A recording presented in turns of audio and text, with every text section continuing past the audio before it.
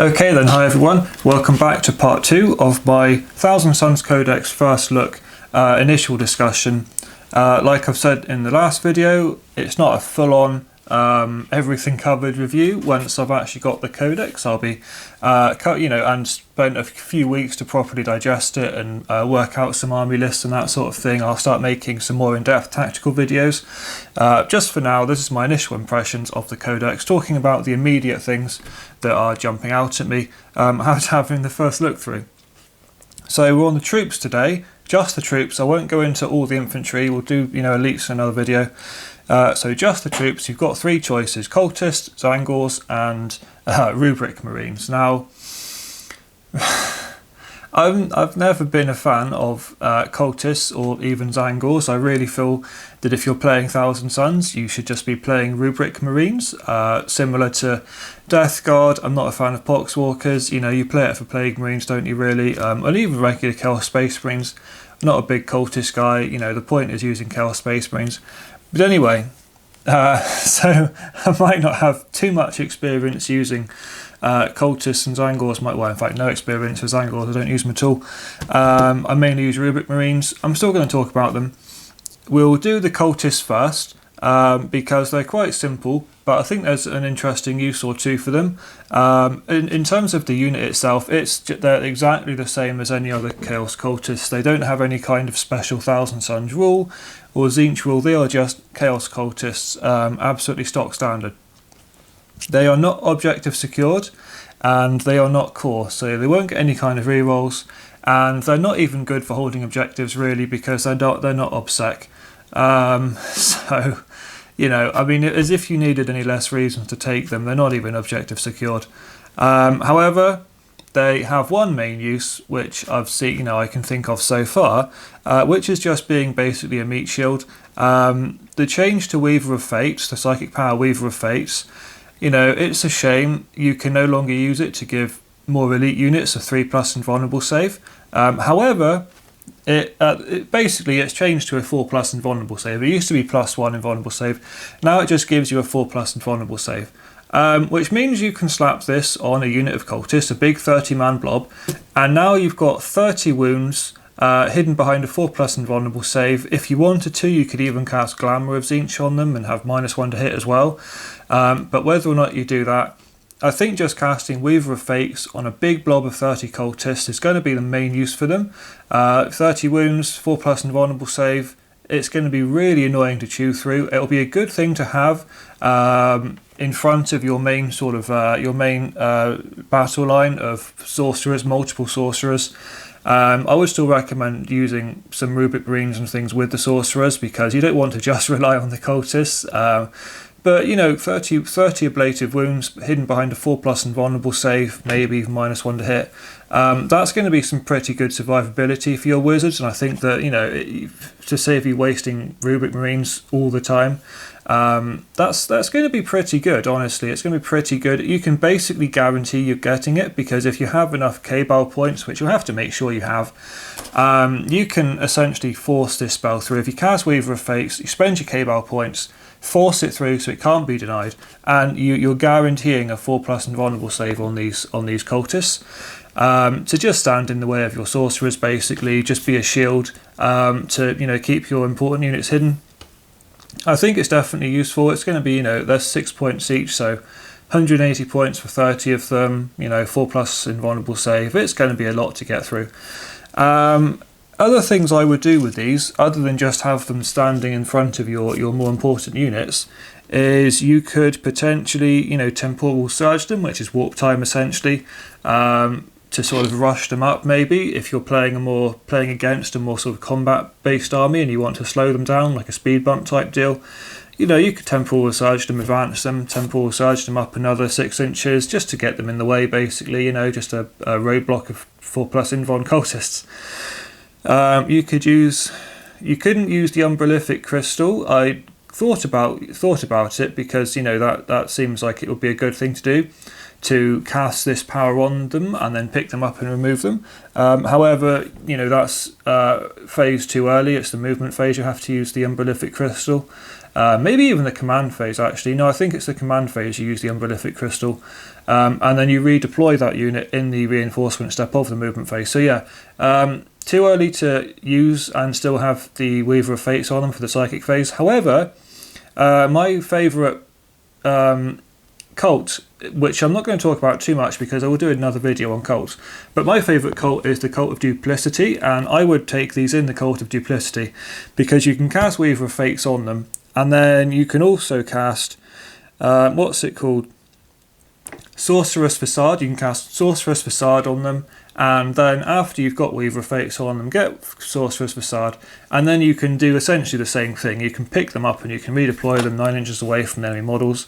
I would do this to either go after an objective, like maybe a across the board objective in my opponent's deployment zone, maybe chasing a secondary objective to just have units in that zone, that sort of thing. And again, just stick them with a big blob, maybe 20, 30 cultists, even if they get some shot down, 20 of them still going to be annoying. But, hopefully 30 cultists, 4+ and 1 will save, sat in their deployment zone or something, on an objective, or just in the way. Again, you could use this to just screen, just put this speed bump of guys, of 30 4+ and 1 will save cultists in the way of somebody who's trying to run at you. Not too close, 9 inches away obviously, but still it's going to be in the way if they were planning to get to the rest of your army. It's pretty good, they're basically just annoying speed bump, 30 men, 180 points, 4+ and 1 will save. It's just annoying, and that's really the one use they have, because they're not obsec, they are not core choices, they're not really dangerous in any way that much. I think that really is just going to be a case of exploiting this, the new way that Weaver of Fates works. I would prefer it was the old way still, but that's how it is now. It gives you a 4+ and vulnerable save. I think sticking that on 30 cultists is the main way to use it, to be honest. That's just going to be annoying for anybody. Now you could use Webway Infiltration on the cultist units. Webway Infiltration is 2 command points or 3 command points. 2 command points if it's 1 unit, 3 command points if it's 2 units. And it basically is reserves, except you can deploy them anywhere 9 inches away from enemy models. So it's deep striking essentially. Deep strike your cultists down. Would I spend this on cultists? No, I'd use this on Rubric Marines, but it's there, and it's an option for you potentially. Then we've got Tzaangors. Now, I've never been a fan of Tzaangors, never really wanted any. I have always been somebody who's bemoaned not really being able to represent Chaos Beastmen, Chaos Mutants, that sort of thing for a long time. I enjoyed the Eye of Terror. Was it the Eye of Terror? Yeah, the Eye of Terror supplement codex for the 13th Black Crusade, when you had the Lost and the Damned and that sort of thing. And I always wanted them back. So you would think that I would be behind the Tzaangors as, Tzeentch Beastmen, essentially, giving them what they have in the narrative, in the fluff we come across them in stories and things. But in practice, it's just a lazy port of Age of Sigmar models, just a lazy port of Age of Sigmar models, and that in itself, kind of put me off. They're not Chaos Beastmen, they're not, Tzeentch Beastmen, they're just a lazy port of some made-up crap unit from Age of Sigmar, so, I was never into it. Same with the Mutalith Vortex Beast. If they'd have made up some kind of really cool Tzeentch monster, that would be nice, but it's just a lazy port from, not even Age of Sigmar, 8th edition fantasy that nobody wanted it then, and I don't think many people want it now. It's a stupid looking ugly model, but anyway, we'll get to that when we get to it. Now Tzaangors, 4+ to hit for weapon skill and BS. They're strength 4, toughness 4 with 1 attack. Strength 4, toughness 4 is, it's pretty nice actually. They're a bit more expensive than cultists, but a lot cheaper than Rubric Marines. Strength 4, toughness 4 on your a cheaper infantry. It's actually pretty good, and while they're still not a core choice, so you won't get your rerolls from anything, unlike cultists, they are actually objective secured. So you can't have 30 of them, you can have 10 to 20, but they are obsec at least. That makes them a bit more useful. Strength and toughness 4 is actually, it's quite nice. It's quite nice to have strength and toughness 4. The Tzaangor blades kept -1 AP, so you're still AP -1 in close combat. They lost the Cycle of Slaughter stratagem, where they were able to spend 2 command points to fight again. However, they have something called Inhuman Savagery, which is 2 command points, and they just get to reroll hit rolls in the fight phase. I don't know if that's worth it personally. I don't think I would spend 2 command points. 2 command points in order to make these guys fight. In order to reroll hit rolls with these guys, At weapon skill 4 plus, they would need the reroll to be reliable, seeing as they're not going to benefit from reroll 1s. They're just hitting on 4 pluses. If you have a Tzaangor Shaman, he'll be giving them +1 to hit. So they'll be hitting on 3s, and that's the case, which is a lot better than 4s. But especially whether you have him in range, but especially if you don't, I guess if I was using these, I would maybe spend the 2 command points to get the 4 pluses to hit rerollable. You could use. It's not prescience now. I forget what it's called now that it's not prescience anymore. But you could use that for +1 to hit as well if you wanted to. Personally, that's a lot of stacking up, taking a shaman who gives +1 to hit, taking prescience +1 to hit. It's a lot of stacking up just to make a mediocre unit a bit more mediocre. In my opinion, I still wouldn't bother with them. One of the main things that's interesting about them is, well, they still have a 5+ invulnerable save due to the rule that all Thousand Suns get. They no longer count as demons. I'm 99% sure they counted as demons in the last Codex. They don't count as demons now, so they won't be affected especially by anything like, I don't know, whatever Grey Knights have these days, or anything else that specifically affects demons. So that's quite nice.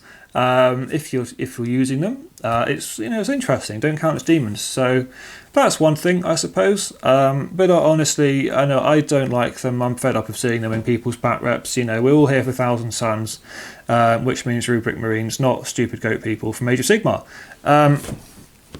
So that's my opinions on them. And then we get to the Rubric Marines, the main event, the thing that I actually care about. Now, of course, they got +1 wound and +1 attack, similar to the Death Guard, while losing Death to the False Emperor. So pretty much what we expected there. One nice change about them is the Icon of Flame is actually worth taking. I've always had a big problem with the Icon of Flame because it was garbage trash, just garbage trash tier rubbish. You would never ever take it. It was something like 10 points to upgrade. And all it was if you was in the fight phase, if there's an enemy unit within 1 inch, they took a mortal wound on a 6+. It was absolutely negligible crap that would never come up, But now, just having an Icon of Flame in the unit gives you +1 K-Bar point in the psychic phase. So that's brilliant. You're going to be getting K-Bar points not just from your characters, but for every unit of Rubric Marines. Now, I'm personally a fan of taking full-on units of 10, but units of 5, especially now I've got 2 wounds, they are quite viable. Taking lots of units of 5 rather than units of 10. It was always an okay choice anyway because of casting Smite and any other powers you wanted. It just meant you had more Psychos on the board. And now it means that you would generate more K-Ball points if you had Icons of Flame on your units of 5. So I could definitely see multiple units of 5. I'm going to stick to units of 10 personally because I'd like them just having that strength and that ability to really stick around. And also have firepower you can put out, because if you're taking units of 5, you're losing out on the effectiveness of other stratagems and things. So I like to go for 10 people, but I definitely think that especially with this new Icon of Flame, taking units of 5 could pay off for you. You'd be really raking in the K-Bar points then. But even if you've just got 3 units of 10, 3 extra K-Bar points, that's fine. I think you can do this because the unit itself generates a K-Bar point too as a Psyker. So each Rubric Marine unit is essentially generating 2 K-Bar points. So you're really raking them in. Scarab Occult Terminators, if you have any units of those, they'll be giving you another K-Bar point too. So, that's up to you. I think I'll stick to units of 10, but I could definitely see people taking units of 5, because just taking something like 4 units of 5, aka 20 Rubric Marines, would be getting you, 8 K-Bar points, because you get 4 K-Bar points for the Sorcerers and 4 K-Bar points for the Icons. So, you really could be rolling in K-Bar points, but that's up to you. I'm happy. I'm going to be happy probably with 3 units of 10, and then that's 6 extra K-Bar points for those. Now, the Auto Pass Morale, which is lovely. There are many units in the game. I think should ignore morale completely. Thousand Suns being just one of them, but this is a good start. I hope that this sort of thing is rolled out to more units, but it's good as it is. They're very expensive, they're quite elite, you don't want to be losing them in morale phase, so that's great. All is Dust took a small nerf.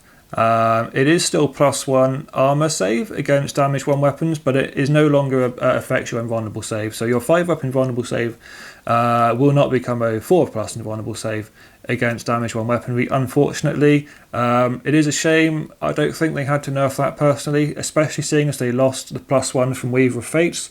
They also did not keep the +1 invulnerable save stratagem from Ritual of the Damned. So there's essentially no way of getting a 4+ invulnerable save on these guys unless you specifically cast Weaver of Fates on them to give them that entire 4+ invulnerable save, which is a shame. I think that they should have kept this on their All Is Dust personally. I don't think this nerf was needed, but whatever it is, what it is, you still get +1 armor save. It's okay. As for stratagems, you have Wrath of the Wronged, which is veterans, basically similar to the Death Guard. They called it something else. I forget what they called it, but it's basically veterans. +1 to wound in the shooting or fight phase, except now it costs 2 CP. It's okay. I definitely will use this a lot less than I have done with veterans because 2 CP makes a big difference in your pocket. Before, when it was 1 CP, you could slap it on pretty comfortably any way you wanted to. Now that it's 2 CP, I think you're going to be saving it for much more special situations where you just really need it. But that's okay. You've got Unwavering Phalanx, which is quite a significant leap. It goes from 1 CP to 3 CP. It's -1 damage, so if you are shot with damage 2 weapons, you play this, your Rubric Marines will now not just instantly squish, it'll become damage 1, or if you have Scarab Occult Terminators again, they would need all 3 wounds to be taken off rather than just 2 sets of damage 2, or if it's damage 3, play it, and that makes it damage 2. It's good. It's really good. It's a shame that it seems to me like a Terminator stratagem because it's 1 CP for units of 5 or less and 3 CP for units of anything more. So for me, this is a stratagem that is a lot more suited to units of 5 Scarab Terminators. Some people take more, like units 10, that's fine. I normally take 2 units of 5, or have 2 units of 5, that's what I normally take. So for me, this is more of a Terminator stratagem because 1 CP for this on the Terminators is good. Like I said just now, I tend to take units of 10 rubrics, so I'd be paying 3 CP for this. I can tell you right now, I will not be paying 3 command points to put this on 10 Rubric Marines. I don't care if they're being shot by damage 2 weaponry, I'll just deal with that and take the losses, unless it's some kind of clutch game-changing thing, but it's not going to be a general use stratagem. I would probably use it if I had units of 5 Rubric Marines. How often I use units of 5 Rubric Marines, I'm not sure. But if I do use them, I'd probably slap this on for 1 CP, save them, from some heavy bolters or something. It's okay. I wish that it was maybe 1 CP to 2 CP though. I think that the jump to 3 is harsh and excessive. We've got Infernal Fusillade, which has been nerfed. It used to be that it doubled the number of rapid fire shots you make, so if you were shooting 2 shots in rapid fire range from your bolters, it would become 4. Or if you were shooting 4 shots from your combi bolters, Infernal combi bolters, it would become 6.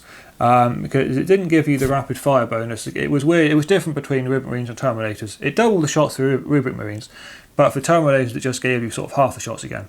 But now it just gives you 1 extra shot. So your Rubric Marines, if they're firing 2 shots, they'll fire 3 shots, and your Terminators, if they're firing 4 shots, they'll fire 5 shots.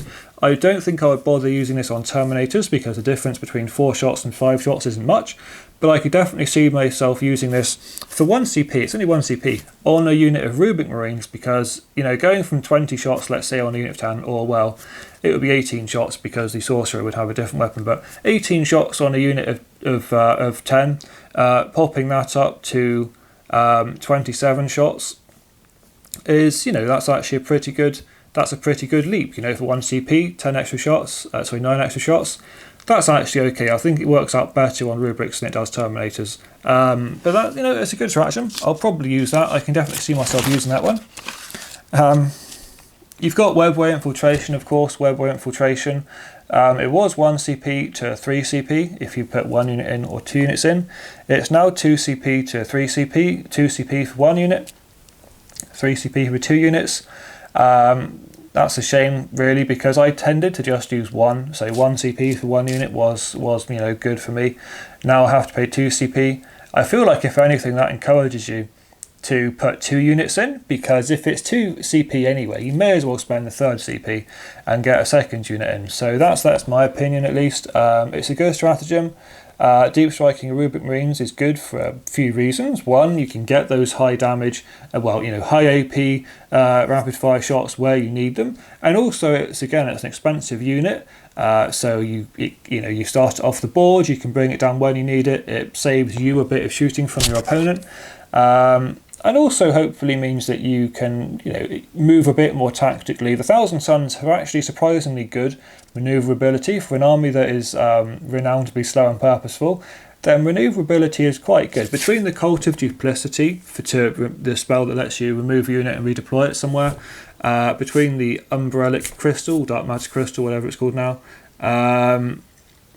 Warp Time you have Web-Way Infiltration, you can actually slam units around all over the place and be quite tricksy. So it's good. I would use this probably, not every game, but it's nice to have in the bag. It is useful.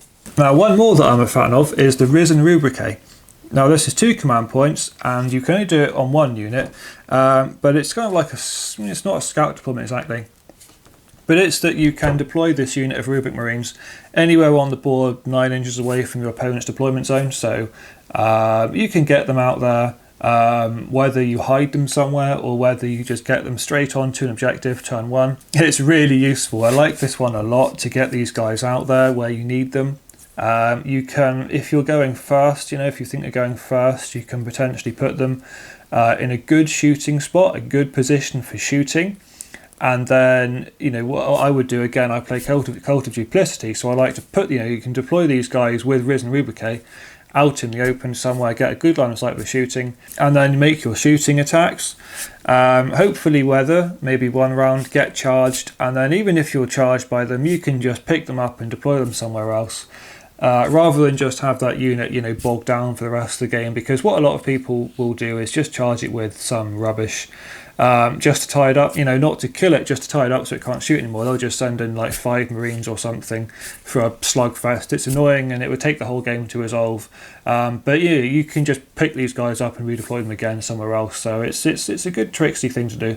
I also love it narratively. It's so cool, the idea of these Rubric Marines just coming up from under the ground like buried skeletons. If you've read the Araman trilogy, you'll have encountered it in there where he attacks a Inquisition stronghold, but he plants these Rubric Marines centuries before it's even a colonized imperial world, and then they come and they build the fortress, and they're building this fortress on top of the Rubric Marines. And so when he invades this fortress in like 1,000 years time, he can then just call them up from the ground, and it's like an invasion from within. It's brilliant. It's so cool. It's perfect for the Thousand Suns. Perfect for this sort of divination angle, the idea that they pre-bury these Rubric Marines so they can rise up when they need them in some battle that happens 100 years, 200 years, 1,000 years in the future. Brilliant. I love it. So yeah, really cool, really thematic. It's absolutely great, I think. Again, might not use it every game, but I do think it's a good one to have in the bag, because it's always good to just pop up on an objective if you can, because then it's you're ahead essentially. You're in a good position now for your turn 2. Instead of worrying about getting the objective for your turn 2, you're already on it. As long as you don't get shot off of it, you're in a good place for turn 2, and you can start scoring those primaries. Or of course secondaries, if you've got secondaries that need you around the board, getting engaged in all fronts or anything like that, or teleport homer, anything like that, because again, if you've deployed 9 inches away from their deployment zone, you've got a good chance of then moving into this sort of zone immediately, potentially, if it's something like teleport homers. But anyway, enough about that. You can decide what secondaries you want to use yourself. We've got Implacable Guardians, Implaceable Guardians. It's 1 command point. Basically, characters within 3 inches can't be shot, which is different to the normal rule where they have to be within 3 inches and not the closest target. This, they can potentially be stood right in front of the unit, which I like because I like to place my characters thematically. I don't like how in 40k now you have to have characters hidden behind units. I think it was much better in older editions where they just counted as part of the unit and therefore were hidden by the unit. I don't like that they have to be behind the units now, so I like this one because it would be nice to have your sorcerer, your big impressive sorcerer, you know, looking all cool, you know, in front of the Rubric Marines, looking like a badass like he's supposed to be. And also it's just generally good in case stuff happens in the game. I often find myself in a position where my consolidation wasn't as careful as it should have been, or stuff's been shot down in front of me and now I'm just exposed with nothing I can do about it. You can just pop this for 1 CP, and even if you're stood in front of a unit, you can still get the protection, which is brilliant. Selfless Automata, 2 CP. It's fairly interesting. You can use it on Rubric Marines or Scarab Occult Terminators, and basically if a character is in combat, if a character is within engagement range, you can choose a unit of Rubric Marines within 12 inches of that combat, and they essentially gain a 12-inch heroic intervention. However, their actual range of motion is 2d6 inches, so they can declare a heroic intervention up to 12 inches, and then they just move 2d6 inches. So you wouldn't do it for 12 inches obviously, but if you were, you know, 6 inches away or 7 or 8 inches away, you'd have a go potentially. Roll 2d6 and hopefully just zoom these guys straight in. You know, you're not going to do it probably with Rubric Marines, but definitely if you have some Scarab Terminators, it's a pretty good one, and it could definitely help you, I think. Then we've got Slow and Purposeful. This is 1 CP. The unit counts as having remained stationary, so essentially you can move your Rubric Marines and still count as stationary for the purposes of it's not bolter drill, is it? Malicious volleys, I think they call it. For your rapid fire at full range, basically. So that's quite good.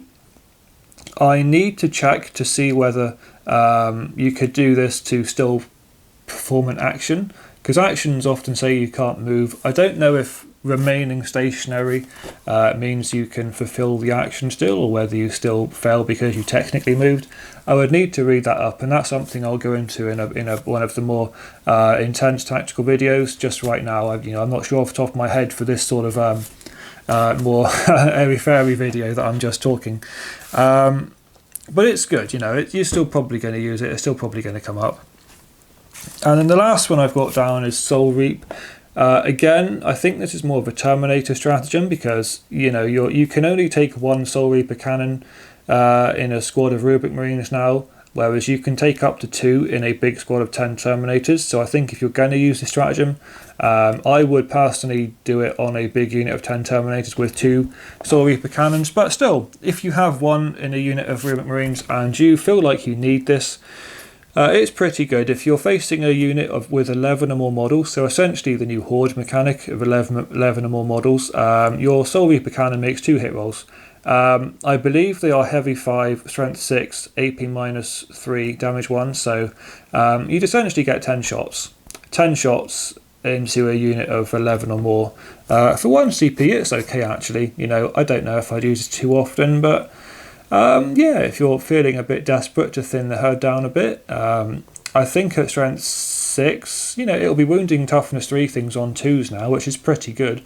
Unless I'm getting it mixed up and it's 6 shots at strength 5, but I'm pretty sure that it is 5 shots at strength 6, which is very nice. You're hitting on 3s, re-rolling 1s probably, wounding on 2s, AP -3, 10 shots. It's pretty good. I don't feel like I come across units of 11 plus too often. Even the Orc player that I know and play frequently is down to units of 10 Orcs now after the changes to mob rule. But still, it might happen, and spraying off 10 shots pretty good when a 1 CP, can't really argue with that. Yeah, it's okay. So that's all I've got to say right now for the troops. Generally speaking, I'm going to just be sticking to Rubric Marines. I think they're really strong. I think they have a lot of applications, whether you run them in units of 5 or 10 or somewhere in between. They're really strong. I think they're really good. There's a lot you can do with them. They're tactically very flexible between, again, like I said, Cult of Duplicity, moving them around on the table, Dark Magic Crystal moving them around, Webway Infiltration to deep strike them, Risen Rubric to deploy them, in scout deployment, essentially 9 inches away from people. Brilliant, so much you can do with them. Quite resilient, quite nasty firepower, good psychic abilities. Obviously you get 1 per squad. They can deny. They all get +1 psychic, which is good. I suppose one thing to note though, which I should have mentioned earlier, is the Brotherhood of Sorcerers rule no longer allows you to keep casting Smite without the +1 applying. So the days of just having whole army smiting people, they might have gone. I also don't think they have a special version of Smite anymore, where it's like 1 wound unless they get the 11+, then it's a D3. That's just normal Smite now, but it stacks up still, +1 every time. So, the whole armies of smiting everything I think will be gone for the most part, but you do have 18 psychic powers to choose from, plus another 9 from your legions.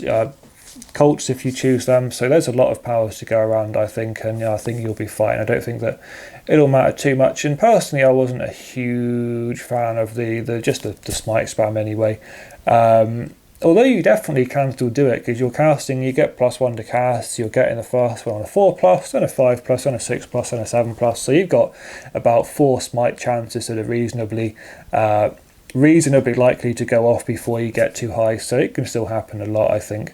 Anyway, I will be back hopefully fairly soon with a video where I talk about the elite's choices, and then probably a very long video where I talk about the heavy support choices, because there's been some pretty significant changes with the demon engines, and I'm definitely excited to talk about them, although not as excited as I'll be when the regular Chaos Space Marines get them and I can talk about Iron Warriors and that sort of thing. So that's it for tonight. Thank you for watching, and I will see you for part 3 soon.